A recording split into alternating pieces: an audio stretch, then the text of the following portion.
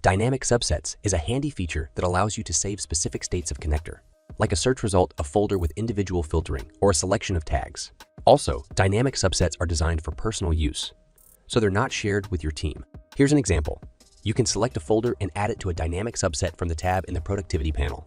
Then, you can star the assets you want, filter out the rest, and right-click on the dynamic subset to select the Update from Current State option in the contextual menu. Now it will only contain the starred assets. Alternatively, you can go to your tags, select the ones you want, then filter only the assets that are part of a collection. All this is saved as a dynamic subset.